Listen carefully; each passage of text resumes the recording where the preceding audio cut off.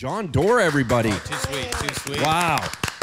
We bring it. John, this is Roddy. This is Jeff. Hey, Roddy. Hey, Jeff. How you guys doing? Good. How are you? Oh, I'm doing very well. Yeah. You look well. You look. Do you age? Do I age? Yeah. No, I've never aged. I've looked like this forever. You have looked like this since your premiere. That I recognize you from TV on Canadian Idol. Is that correct? That to you have you changed since Canadian Idol? That is a compliment then, because I was a young buck then. Was that a decade ago? When was that? Yeah, probably a decade ago. A decade ago. Seems like longer. Wow. I'm kind of excited to know it was only a decade now. Yeah. I see what you're saying. Yeah, I was thinking it was much longer than that. But yeah, it's like, wow, it's only 10 years. Okay, I'm good. I'm actually not as old. I'm not as old as, yeah, exactly. Jon Dore, how old are you? I'm not going to say. Oh, come on. You're not a woman. You don't have to be a woman to understand why asking someone's age is inappropriate. I'm 39. I was like, come on. Yeah. I'm actually 38. I'll be 39 November 2nd. You look amazing, I'm a Scorpio. Yeah, are you a Scorpio? What does that mean? Well, it means that I don't age I age well. You age great. But I was going to say, you don't like being in this room. Is that it? It just feels bizarre, feels off, feels weird. I have the fear of the unknown in life. Yes. I hate doing anything that change. Like I hate change. I really do. That's why I love being married, because I never want it to change. Right. Most guys want change. I'm like, no. With change comes herpes. Like I'm just comfortable. Yes, or civic rights and no more racism and things like that. Yeah, quality of life. It's amazing to think of all the good that has happened because of change. But what's scary is sometimes we go in the reverse too. Here's my Todd Shapiro impression. I don't have a dream. That would be it. I've never dreamt ever. I'm too drunk. Yeah. I don't have a dream for any kind of better world. Yeah. No, I always want a better world, Jon Dore. But I understand what you're saying. Yeah. Marriage, comfort, there's like the chase is done. You don't have to worry about all that married? Nonsense. I have a girlfriend. Yeah. Yeah. But it's like everything is solidified and you don't have to worry. Like change can be a lot. So it's nice when things are set. I think so. Now, stable base. But a comedian, much like yourself, you guys go through so much change. It's an amazing career that most of you guys have. Listen, it's very volatile. You have hot years and then you have kind of off years, and you're always hustling and you're going to new clubs and you're always kind of reinventing yourself and doing new material. This is all true. Is that a difficult thing to do as a comedian? Yes. Yeah. Absolutely. Yeah. But comparatively speaking, no. Comparatively speaking, it's pretty good. You get to make a career out of your thoughts, your imagination. You write new jokes. It equals more money. What crazy world does that, how does that fit in? You know, I have a thought. It's silly. I'm going to tell it to humans, and then people are going to give me money for doing it. And I get to travel around and be paid for it. It's crazy. So comparatively speaking, very easy. Selfishly, it's difficult because, you don't trust yourself. You feel like a fraud sometimes. Am I really being funny? Is this worthy? What if the next audience doesn't like it? The anxiety of having to be on stage and performing and do well. Yeah, of course, a difficult thing, but comparatively speaking, it's the greatest. There's nothing better. You're not doing construction every day and getting up at 4 in the morning and then having to, basically put your body through all this difficult procedures, which is movement. Yeah, it's not a blue collar job. It's also not like a high tech, white collar job where you have all this anxiety coming down from you better, meet this quote or you're fired. You just kind of take your time and tell your jokes and have some fun. I think that's the right approach, but you should feel, the need to write and to perform new things, etc. Yeah. So when you do the TV stuff, and you still, you're always working on TV shows and doing things, do you like that part of it, knowing that there are actually bosses and people you have to respond to, or would you prefer just being on the road doing your own thing?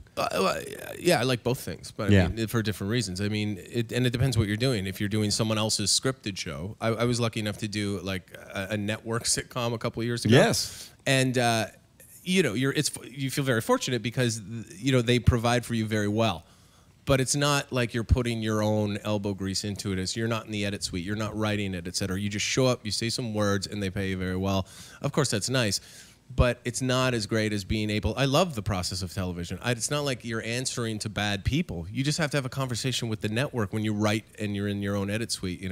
You have great conversations. They say things like, oh, you can't have a dead baby talking to you in a dumpster. And I say, well, if it's talking, it's not dead. Like, that's a fun conversation to have with a network, you know? So they're two different disciplines. I couldn't compare them ever, and it's not like one's better than the other. I love them both equally. I studied TV broadcasting, so I mean, that was technically my first love anyway before stand-up was, you know, writing and producing and editing and learning that process. So I ask most of the comedians as I get the opportunity to talk to you, but is the goal to get back to doing another sitcom? Is that would you love to have? Is that the thing that you really aspire to always? No, it doesn't have to be a sitcom. I mean, it depends. I mean, you know, film is fun. Certain aspects of television production, absolutely. Yeah. I mean, getting your own idea out there is probably what I want to do. And I naturally love television. So yeah, of course. How's the transition been for you from moving from, you used to live Ottawa, then here, right? Yeah. And then from here, was it right to LA? Yeah, right there on an airplane. Is that what took you to, well, that's a good start. You didn't have to drive like a jalopy or. Yes, exactly my point. An airplane, listen to this. Okay. An airplane, I'm not even joking when I tell you this. Yeah. You can travel great distances in a relatively short amount of time. It's pretty wild, the concept, isn't it? No joke. I'm not joking. Like, if I drove from here to LA, it would have taken days. Yeah, no, exactly. Days. And you would have to fill up for gas and done all these things and stay at all these crazy hotels. Yeah, I thought of that when I was thinking of it too. Yeah. Airplane, it's unbelievable. It's really great. You like it? First class or economy? Look at it. It's economy. I mean, with the price these days. But if occasionally I will splurge. I will set myself up with a first class seat. Because I'll tell you, Jon Dore. The worst is when I get a first class seat and I take 5 Xanax and then I'm out for the whole flight. And what a waste. Why did I get this? I could have fallen asleep in the bathroom. That's disgusting. Not when you don't know you're there. If you don't know you're somewhere, it's not disgusting. It's not the worst thing in the world when you have no recollection of it. That's why a lot of people drink and have sex with ugly people. Well, yeah. I don't remember being there. Maybe that's true. That's the facts. No, I studied it. Oh, you did? That's what I studied in school. What did you study at school? It was, Tell me the name of that program, It was please. the journal. It was the science journal. It's not sounding right. No, it's pretty accurate. My recollection's bad because I was drunk during that too and on Xanax. Oh no. Yeah. Oh no. Oh, good. I forgot about it. Yeah. So, but honestly, it pays fairly lucrative. That you can, like, this comedy world of yours, that you could fly first class. That's great. Oh no! I mean, technically, I should not be, but I believe in forcing myself to earn. So I mean, you know, not like that's a great example of it, but I think people should, you know, put money down on a house when they have it, you know, because it's a good investment, and also it just makes you work. And it's not like you're ever not going to work. You're going to find a way to earn, no matter what you're doing. Stand-up comedy performance and stuff, yeah, certain years are lean, but if you earn a chunk, why not start, you know, investing in yourself and your life and things that are fun? And occasionally, fly first class. Why not? It's a ridiculous amount of money, but occasionally, you know what? I don't want the middle seat in row 28. Sometimes I want, You deserve some champagne when you walk right into the airplane. No shit. That's the and best genuinely, I do that occasionally, and I shouldn't be doing it. Financially, I really shouldn't, but occasionally, I fucking do. I think it's a good advice you give, you know, not to personalize it back to me, but recently just being, you know, I've always owned a condo, but I bought a home, and you overextend yourself a little bit because in an industry where it's entertainment and it's always volatile, you never really know where it's going to be. But you're right. Sometimes it's good to have a coach barking at you, and we don't really have coaches that bark at us. Exactly. And sometimes that mortgage payment is the thing. You're totally right. That's a great way to put it, because no one's telling you how to write a joke. No one's telling you what questions to organize and say. No one's telling you what funny bit are we going to do today. No one's telling you that. You've got to be your own boss. So sometimes it's nice to have that feeling of like, this is why you do it, you know? So, yeah. But you have a condo? I had a nice condo, and now I have a nice home. Now you have a nice home. So, okay. Yeah. What were your condo fees? I was looking into condos in Toronto, and I was amazed at the condo fees. I was paying $804.67 a month. That's your total mortgage and condo fee, or just condo fees? That was just my condo fee. Oh my God! Isn't that wild? On top of your mortgage.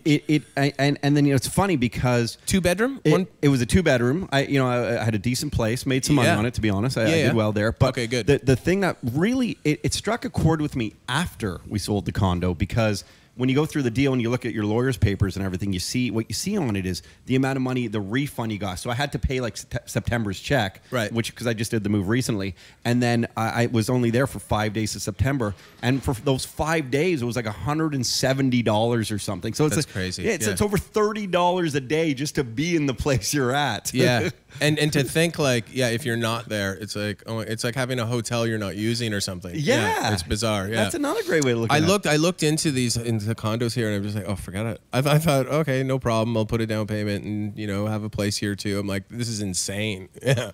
How's it in LA? Are you in a condo in LA? No, I have a house. I live outside LA. I bought a place up in, this is what I mean by like, I had a year where I made a little bit of money. So I invested in a home in Lake Arrowhead. It's about 2.5 hours or about 2 hours outside of LA. Okay. So I commute. But occasionally I'll get a place in town if I have to be in LA for long stretches of time. But I bought a house. Yeah. So why did you go outside of LA? Is it just because I've heard that it's fucking nuts is what I've heard. What is outside of LA or LA generally? In LA, and that's why a lot of people like the Serenas. They go to Malibu. They go to if they can afford it, or they just to kind of have some normalcy. Yeah, I mean those are all good reasons too. I mean I just wanted my girlfriend has a place up in the mountains, and I used to spend time there, and the money I had at the time wasn't enough for a down payment on, a house where I would want to live in Los Angeles. So I'm not going to invest in a place that I don't want to be in. So the place is in this place called Lake Arrowhead. It's a mountain community. We get snow in the winter. It's mental.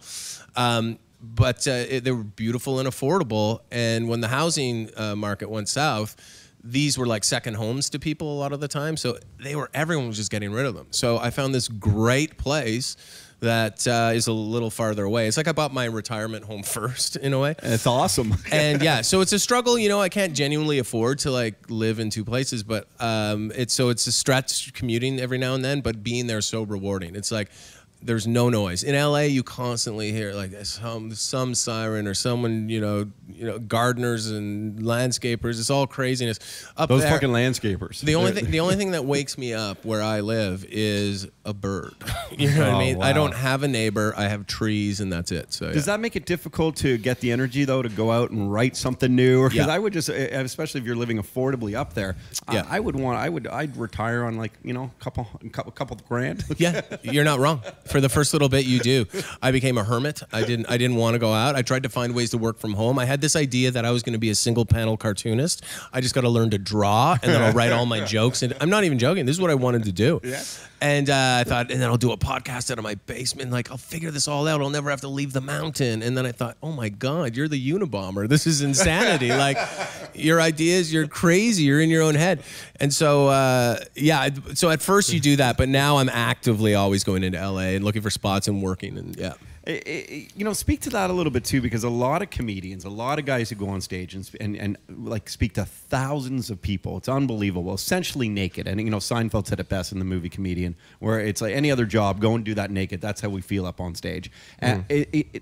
It's so strange to me how you can be so recluse at times and so introverted, yet so extroverted and so dynamic and so compelling on stage and making thousands of people, like I said, laugh, and hopefully millions when they're watching on YouTube or where some of your CD specials, DVD specials, whatever it may be. I mean, is that true to Jon Dore as well? I'm a bit confused. I'm confused too. It's a stupid question. Like, are you asking like how can I be? Yeah. Do you have moments of where like you said, where you really need to be that quiet away from it, or is there a balance there that you're trying to find? I guess everyone does, right? Everyone needs their downtime. Everyone needs to be on their own. Everyone needs to be private.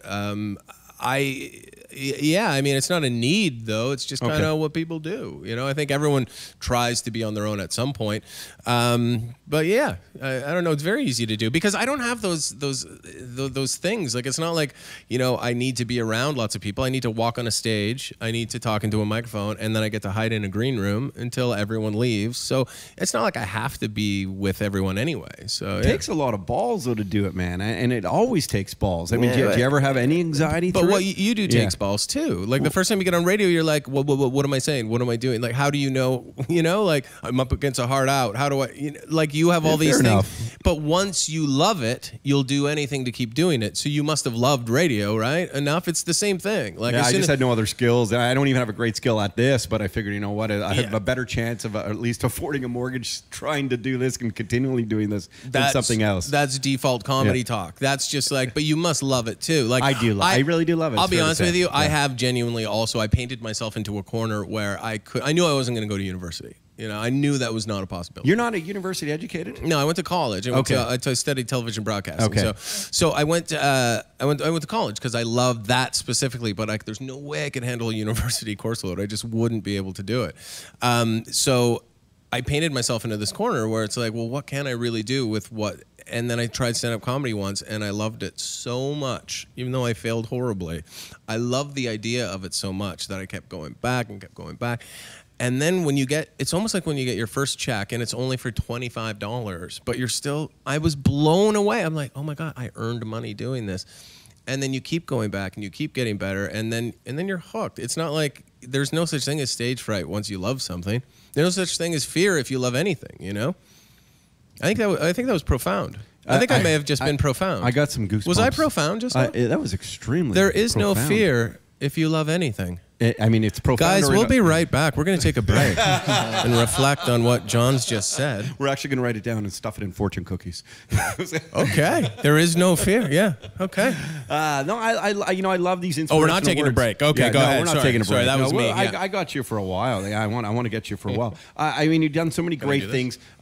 What's next? What's on the horizons for Jon Dore? Oh boy, what's next, huh? Is there something specific though that you can, other than being here at JFL 42 in Toronto? What's next? Well, you know what? There's nothing next. I mean, I love how comfy you look. I can be really boring. Oh yeah, for the listeners, I have my feet up, and it's amazing. But this is what you've created. You've created a welcoming environment where I feel I feel casual and comfortable enough to do this and sit like this. By the end of it, hopefully, it'll be a nudist colony in here. You want me to take my clothes off? All of us. Why not? Oh, all of us. Yeah. Well, why not? Well, first of all, the smell. Well, it is hot in here though, so it might smell less. It might smell better. A lot of people forget that clothing acts as a great insulator against smells. Yes. You know, it's not just fashion. Think how gross things would be. I've seen my underwear after a long day. What's that look like?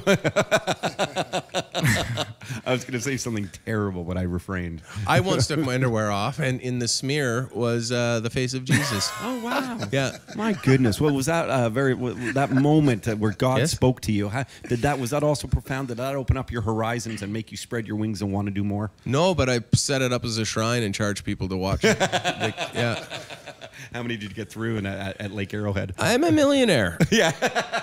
I'm a millionaire in America. They believe that stuff down there. You know, it's funny. I got interrupted. I tweeted out last night. I could not believe that Survivor. It always I still can't. Yeah. I know, too, because tweet's still a new word for me in a weird way. But okay. It just sounds like you were doing a bird impression. Yeah, it's ridiculous. I tweeted out last night. To me, it's documentation. Yeah. It just allows me to remember some of the thoughts. And what you just talked about, making money on seeing Jesus' skid mark in your underwear, obviously being very facetious, and then saying that they love that stuff in America. It made me think. I tweeted yesterday how I can't believe Survivor 29 is out after 14 years. This thing's still going on. Is that for real? It's crazy to me. 29. And then Seinfeld, to put in perspective, I said, and Seinfeld only lasted 9. There is something wrong with this. Well, world. There's no burnout with Survivor because it's the same thing over and over again, just different people. Whereas Seinfeld, you know, you've done that idea, you can't write. So yeah, but what's bizarre to me is 29 and 14 seasons. That means how many? You're doing more than 2 episodes per season. At one point, you did 3, not episodes. Sorry. At one point, you did 3 seasons per year. Yeah, if you think about it, people could not get enough Survivor. Yeah. They need it in every season, which was cool. But I mean, fine. Who cares? I mean, if you watch it, watch it. But I don't. Yeah. Yeah. What are some of your favorite things to watch on TV? Are you a TV watcher? We didn't even finish talking about what's coming up for me. Yeah, I skipped ahead. No, I didn't answer the question. Why didn't he answer the question? No, I wasn't diverting. Yeah. I was just I don't know what happened. We digressed. Let's get to that. Let's get to it. Yeah, okay. Let me get to it. This is what we're going to do. Yeah? I want Jon Dore to answer what he's doing next, and then I want to find out what he likes on TV. Yeah. Nothing. No, I'm doing. Actually, I should have mentioned we're doing. I'm doing a tour with Dimitri Martin. He's the headliner of a Western tour we're doing in November, and we're going from Winnipeg all the way to Victoria. We're doing a Western swing from Winnipeg through Saskatchewan, Alberta, BC, and finishing in Victoria, BC. So that's in November with Todd Glass, Levi McDougall. So it's the four of us just on a wild tour of theaters, and Dimitri Martin's the headliner, Just for Laughs tour as well. So that's what's coming up in November.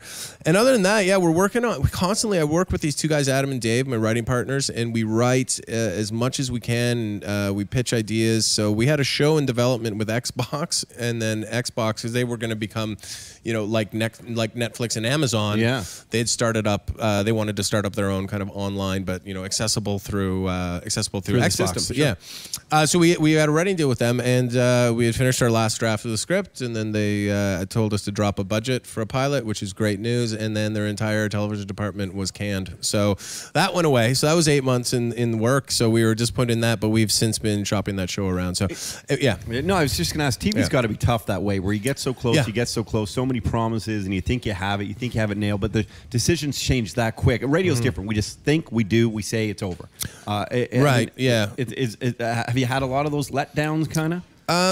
Well, no, you know what though? I've been very fortunate to have successes. Yes. So I feel very gracious. I feel very, very lucky. But I'm disappointed, obviously, because this would have been a great thing to do. It would have been a lot of fun. But no, you just accept it and you roll with the punches. And I'm fortunate enough to fall back on.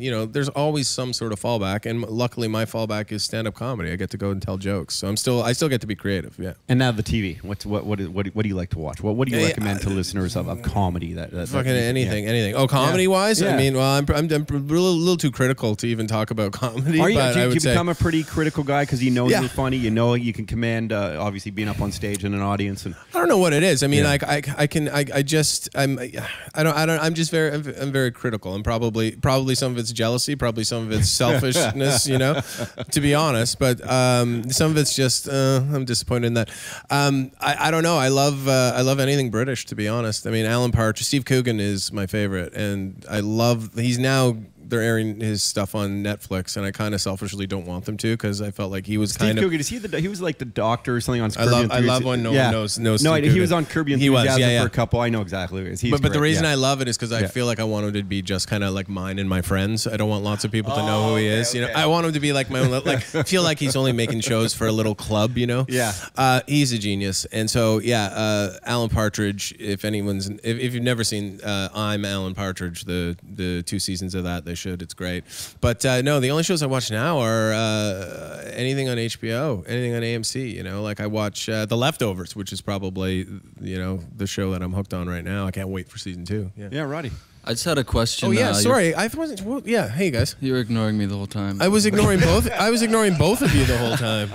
We're just sitters. We just sit. No. But what is because Todd's very intense and focused. So we're the band actually. We play. Yeah. We're like the house band. Got you. Because it's hard to leave Todd's attention. He's zeroes in on you. Yeah. Our show is like a drop-in center, and so we normally actually have another co-host, Jay Brody, who couldn't make it today because he has a construction job and the Mafia don't let him off on Thursdays, and that's the truth. Like, I'm not even lying. And the fact that I say it is probably a bad thing. Yeah. That's what I'm worried about, is the Mafia might come after you. Yeah, I mean, if they come after me, they're not going to get anything. Like, it's not worth it for them, I don't think. True. Even it's not a calculated risk at that point. If anything, it'll get them into trouble and danger and get the cops looking at them. They won't bother with you. I don't think so. We can say anything we want. Yeah. But and then Roddy, fuck the Mafia. Yeah. And we have another. Just not the one who's employing Jay. Okay. That was Todd. Todd said, "Fuck them." We're videoing. Thank God. And then we have another co-host too, Anna Sizon, a lady who couldn't make it today because she teaches yoga. How come all these people can't make it to their job? Because really, this is their hobby. Oh, but this is your job, their hobby. Exactly. And the band is here every day, and I love them. World's first ever kind of radio live house band. It's sort of never been done. But Roddy's also a very funny guy. So anyway, I love this. Okay, so house band, great. I have a not funny question, but within my family exists a woman named Nancy Nixick. Shut up. Yeah. What are you talking about? Yeah. Within your family? She's within my family. Why is she within your family? Like, My related brother to? is married to her sister. Are you doing her crazy inside fucking stuff sister right now? That's going to totally. No, I'm going to Yeah. lead this to something. I'm going to lead this to This something. will lead back. And by the way, Nancy She's the craziest bitch in the world. She's the greatest person in the world. She is the most insane person I've ever met. She's wonderful. Yeah, Get yeah. her on the program. We need a co-host on Thursdays. Anna's going to teach yoga. She just moved to LA, actually. Oh, she just come in and go, "You homo." That would be it. Trust me. That would be it. But anyway, Over and she over used to again. work on the Jon Dore show. She did. Which I loved. I thought it was hilarious. Thank you. And so she would kind of give me inside info on that show, and it seemed like you were a little handcuffed by the it was the Comedy Network, right? Nancy's crazy. If she thinks we were handcuffed, I mean, I just don't know why did that show end, because it was so good. And thank you. Yeah, I don't know why. We're a little confused by that too. I don't know if it had to do with them acquiring all these properties and buying the hockey song and all. You remember all that money they paid for the? I don't know. I really don't. But you didn't feel like your comedy, like the Suits would say, no, you can't do this or do that. You had total freedom. There was the occasional thing they had a question with, but it was never content. If you look at that show, I mean, the language and subject matter that we attacked. Yeah. I mean, we couldn't do anywhere else. So no, I think. I mean, I think Nancy may have heard a few stories and exaggerated possibly, but realistically, no, it was fine. There were a couple of things. The one thing that that we couldn't get away with specifically was we had written in. They give us too much freedom without checking up on us was the problem. So we had written in this story where I was worried about losing the TV show was the original storyline. And at one point I do talk to a baby in a dumpster, but they thought it was a fetus in a dumpster because the script said a fetus in a dumpster. And is there a difference? No, there's not. That's my point. But the Comedy Network said... The Comedy Network felt that the baby, for whatever reason, was too harsh, but a zygote or fetus or a baby in a stage of development was less offensive somehow. So I don't know. That was very weird. But other than that, there's not much. You had good creative control. Well, I had to fight for a few things. Sure. But you should have to fight That's for things. standard you know? when you work with TV, for sure. Yeah, totally. And, one thing... Our production company, too, canned an idea. We had to reshoot an entire third act of our show. We had an episode where that was one of my favorites until we had to reshoot the third act, but it was about helping people in wheelchairs around the city. So nice. And yes, thank you, Todd. My character is always, in things selfishly, for some other reason. And so this one, I kind of get drunk on power in this episode. But in this episode, I'm going to help people in wheelchairs. I'm going to go out and do something nice. I'm going to clean up the city. And I meet this guy who is having trouble getting up a curb. So I decide, through an interview with him, that this is a big problem. So then I meet with a political strategist, and I decide I am going to pitch to City Hall an idea where we build crosswalks that actually crisscross over the top of every intersection. That's the true definition of a crosswalk. So yes, and so the presentation, though, I get very passionate about the presentation, and then when you start to see the aerial views of these maps that Nancy Nixick designed, they look exactly like swastikas on maps, and then we show them. We show them in the city, and then we show like a country, and then we show and one day the world will be marked with these symbols of peace, and so anyway, and then they nixed that idea. Yeah, but if you think, but at the end of that third act, the City Hall says you're an idiot and a selfish asshole, and then I come to the realization that this was a bad idea. So to me, we needed a symbol that was horrible for that to work. But anyway, so that idea got cut, and I always felt, that's the one I really feel. Well, maybe about. this leads to the bigger question, Jon Dore. Does it frustrate you here in Canada? And we speak everywhere. Yeah. But with budgets alone and the way the Canadian television industry works, and even back to Canadian Idol, man. I mean, that was one of the highest rated shows ever in Canada. Right. And they still had to cut it because of budgets. It is so warped to me to take great successful shows and great successful talent, and we can't support them. And then guys like you, who are some of the best comedians ever to come out of the country, have to go somewhere else to try and make that living. That's too sweet. Well, I'll be honest with you. I don't know if I had to leave to make a living. Okay. I mean, I love Canada. I would gladly do a show here in Canada. I mean, the production company Insight that I worked for, I meet with them, I talk to them, and I pitch ideas to them, and I would gladly live in Toronto and make a television series. I mean, it's not like I had to go, but it's part of, it's fun. It's part of the process. It's part of the journey is go to Hollywood, see what it's like. Go to New York and live for a bit. Travel the States. Go to Australia. Like, you got to go to these places. But I do want to say this. Yeah. Just like, because you said, why did it get canceled and stuff like that? I don't know why. Our show, actually, the year it got canceled, we had sold it to Portugal, Denmark, and the United States. So it got sold to 3 markets. IFC picked it up. I didn't even know the Portuguese were humorous, but yeah. Oh, no, they might not be. We don't know the ratings. So we sold it to 3 different markets. It had better ratings in the second season. And so, yeah, it's hard to explain why it was canned for any other reason. I think it just financially, I mean, that's where I guess, but who knows? Maybe they didn't like it. Maybe they wanted bigger ratings, because our show wasn't a highly rated show, but it was doing okay. Yeah. You're from Ottawa originally. Yeah. Are you friends with Tom Green? Yeah, I am. I know Tom. I'm just wondering if I should know this, but you guys must have crossed paths on Nazi symbols many times in your day. No, here's the thing. I never met Tom until I went to Hollywood. Really? Yeah. I was always kind of like 2 steps behind, but we went to the same broadcasting school. I went there like 3 years after he was there. Then he went to Rogers. Then I went to Rogers. And then he went to Comedy Network. I went to Comedy Network. And then he went, and it's just bizarre. But yeah, no, I now know him, and we're not super tight, but yeah, we're friends. Yeah. Yeah, no, it's just it's a great success story out of Ottawa. Yeah. I mean, he's a pioneer. He's fucking brilliant, Tom Green. Oh, he's the best. I love that. He man. was a nutbag. He opened doors, and I did a lot of crazy things in radio in my career, and I know on your TV show you would do crazy things and drink on air, and you would do all your fun stuff and deal with the street people and all this kind of stuff. And Tom really in Canada was one of the first, I would imagine. Oh, I think in the world. I think so. I really do. Some of the stuff Tom did, because you got to remember, he did radio before any of that TV stuff. Yeah. And some of the stuff he did on the radio show was amazing. Like when he'd put the it's Rebecca Kohler. It turns out it was Rebecca Kohler. Do you know Rebecca Kohler, the comedian? Know her. No. Oh, she's brilliant. You got to get her on. Okay. Anyway, but she, before she was a comedian, would call into the Tom Green show, right? I can't remember what it was called. But anyway, she would call in. And then they decided to bring her in because she was this crazy caller, and they brought her into the radio studio, and they said, "We'll be right back. Just keep talking." And they left the studio, but they left for like 45 minutes, and then they just watch her in the radio studio trying to talk and do stuff. Like, he was so experimental and so like. I think he created so much more, and he doesn't get enough credit for it. He gets credit, but I don't think he gets enough credit for what he created. Yeah, I mean, he's always pushed the limits, and it's wild because we spoke to him a few months ago, and there's still focus there though, which is cool. There's still and it's calculated. Totally. He's brilliant at what he's doing. So you mentioned Australia too. I have to ask. And I don't want to come across as a dick here. Oh shit! But there's a motivational speaker, I believe, out of Australia. This guy has no arms or no legs. Right. And he's a huge. I mean, he's like on Times like most amazing people and stuff. And I actually don't even know how to say his name. I think it's like Nick Vujicic or something. Okay. Anyway, he's an Australian preacher and motivational speaker, and he's lived life.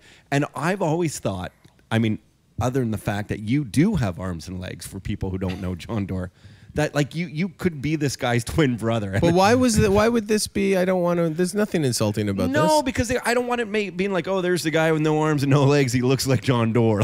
Well, no, but I know I have arms and legs. I never know. I'm so afraid of offending people. That's oh my God, I never used to be, and then this world is so fucked up now. Especially with a guest who I want back, and we talk so well, and good pontification. Todd. Look at this guy.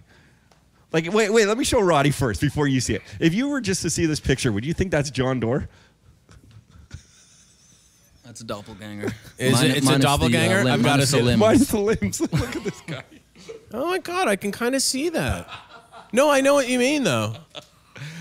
That's just one. There's many pictures, and there's some. I think I did it like once. How did you come across this guy? I'm going to check out his history in the browser. Yeah. Yeah. Here you go. Yeah. Don't, please, no. Female porn. I would never do that. Okay. I never do any what porn? There you go. No, but I totally see what you mean. Absolutely. Even the beard hair is kind of beard similar. hair. It's wild. And how did you come across him in the first place? Literally a few years ago, this guy was everywhere. You know when a news publication picks up on a story and then everyone has to pick up on this guy? Gotcha. And he might have been touring the world or something, giving his motivational speeches and stuff. And then and I'm like, what the fuck? I hope Jon Dore's okay. Like, I was like, shit, was Jon Dore? I didn't know Jon Dore was in an accident. I was just, but no, you look great. That's so nice that you were worried. I like that. Yeah, thank you. Listen, I've been a fan. I've always been a fan. I've always respected. I respect immensely Canadians who've done well for themselves. I really do. Well, look, I'm feeling good. Good. I'm feeling good. Yeah. Great. Well, Jon Dore, unfortunately, we don't have a ton of time. We have a couple other comedians to get to. Yeah. And it's great. I know you come to try. I know your sister has a show on SiriusXM. Yeah. Do you get here a lot? Do you come a lot? I do. I was here 2 weeks ago. I was here 2 weeks ago hanging out. I come here as often as I can. Yeah, I love Toronto. I miss it. I'll live here again one day. That's how much I miss it. That's why I inquire about condos and things. Yeah. Well, you know what? We can trade. What we'll do, man. I'll hang out at Lake Arrowhead for a few months, and you can have it. You can have it if I can have your house. Where's your house? Where do you live? Like outside the city? Toronto. Oh, nice. No, good.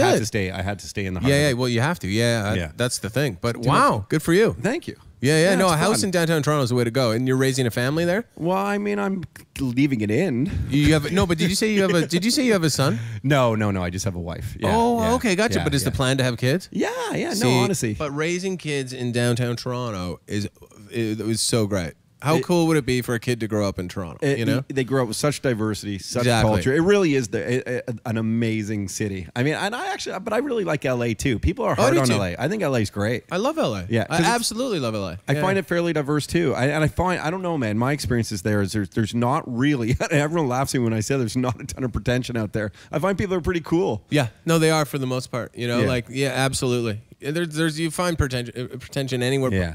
Pretension anywhere, but it's like in Toronto there's just something like when you come home, it's just home. So when you come home you just feel good and relaxed, and there's a little bit of anxiety that goes along with living in a different country, but when you come home you feel nice. For our hockey fans out there, and there's got to be a ton, I got to ask, Ottawa or Toronto? What do you think? Yeah, Ottawa. Ottawa. Yeah.